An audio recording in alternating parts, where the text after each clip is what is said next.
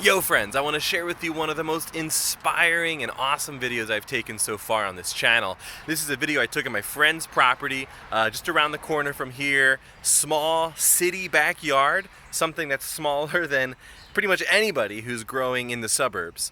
And yet he's growing way more food than I've seen just about anywhere else, and it's only a 3-year-old food forest. It feels like a jungle, it's an oasis, it's beautiful, and yet it also just is a big community builder because he's constantly bringing people onto his property to help him pick food. So come check it out. Now I do want to say it's a bit of a strange video because I didn't have much time, and I'm taking this one long video while talking to him and also corralling Sebastian, who decided to did not want to take his sweatshirt off in 85-degree heat. So it's a little chaotic. Follow along. I still think it's incredibly inspiring. Hope you enjoy.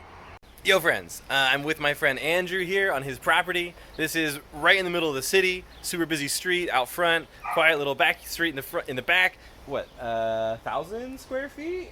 It's about 3,000 square feet. Okay. Yeah. So a larger city yard, larger than my first property I started the YouTube channel with. But he's going to give us a quick tour, a little walkthrough of his food forest that's in its fourth year? Third, yeah. Sweet. Let's Yeah. check it out. Yeah. Behind you, probably in frame, we've got our male kiwi and our nice. plum tree, black ice plum, which is a really cool This is the plum here. variety. Yeah. Okay. So those are already cool.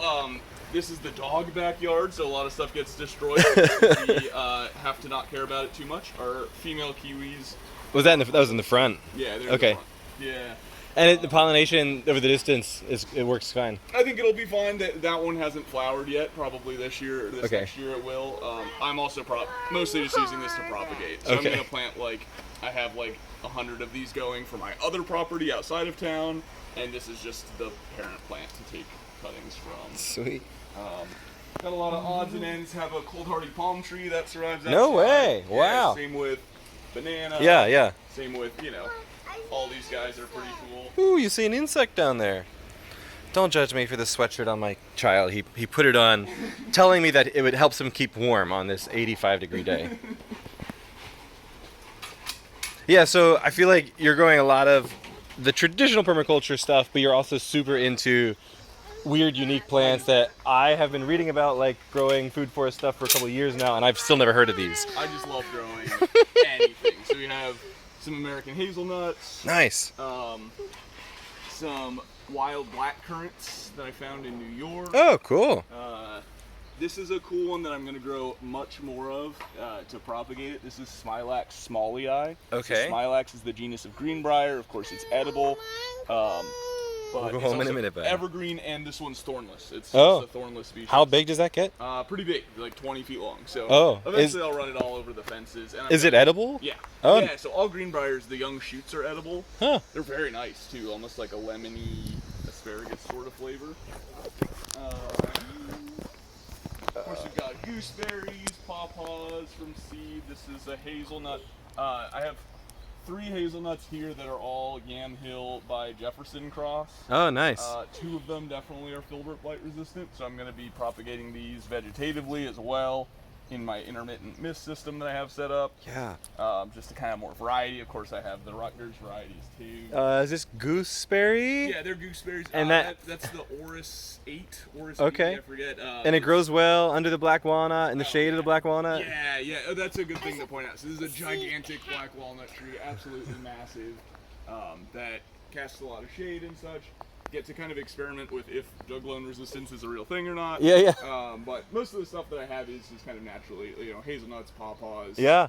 rubus. So these are all. I feel like your pawpaws are planted real tight. Yeah, I just scattered seeds. Oh, cool. Yeah. This is offspring of Susquehanna. Uh-huh. So Oh, nice. mostly just varietal selection, and I'll cut out the ones that aren't as good. Yeah.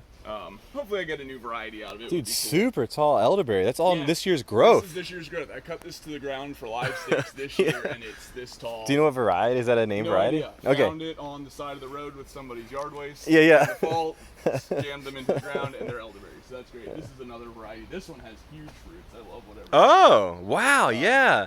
That probably twice as big as Yeah. other elderberry When they're fruits. mature too. Yeah, this one's very worth it. Don't know what it is. Often That is just the side of the road one too? Just the side of the road. That's so great. A lot of people put stuff out.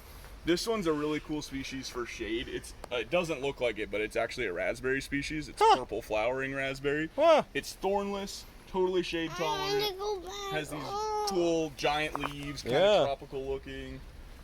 Great flowers, and then it produces, raspberries, which is cool. Yosta berries. Yep. Some gummies. These are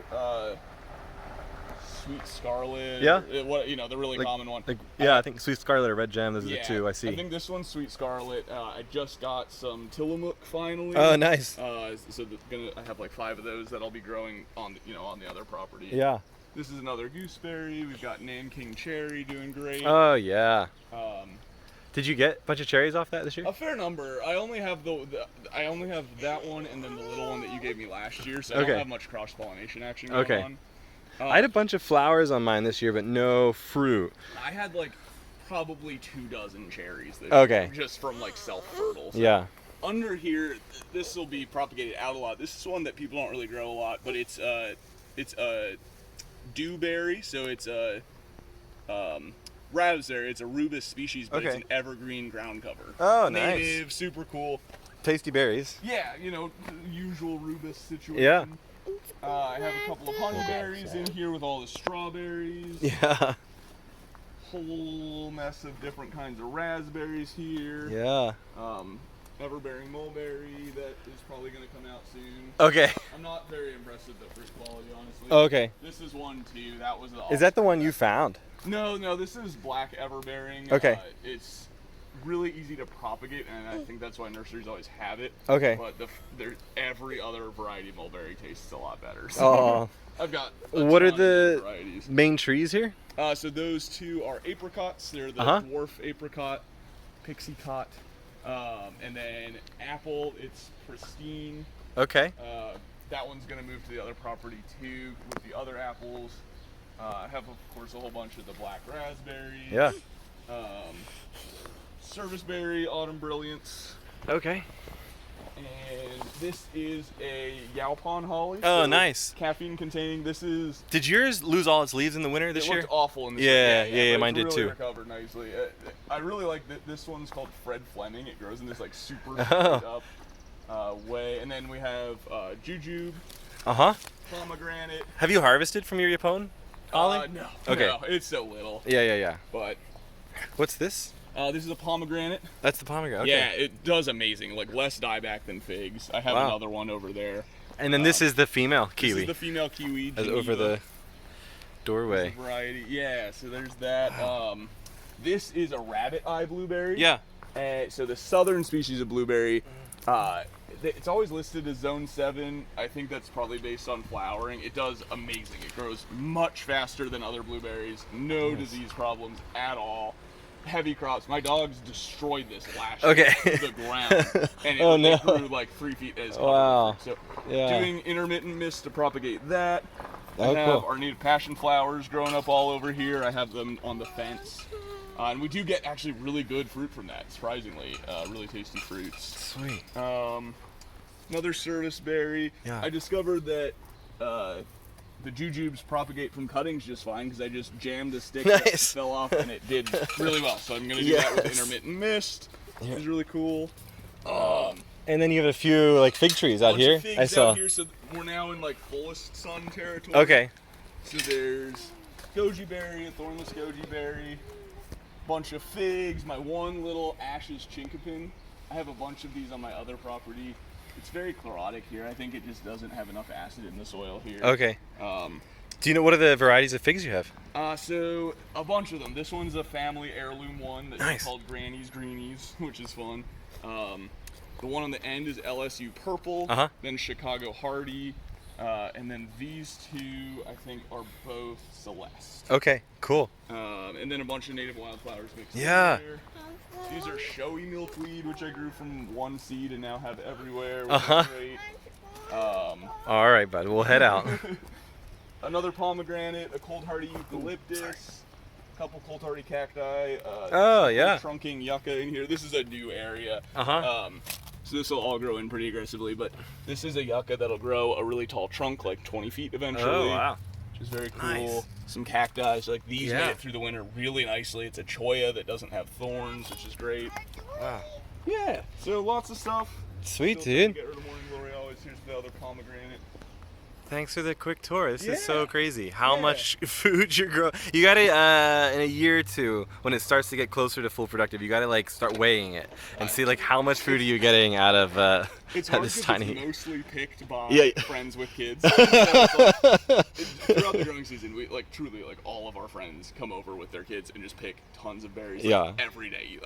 On Saturday, we made a bunch of mixed berry ice cream. Oh, It was nice. Like a hand crank. Yeah, yeah.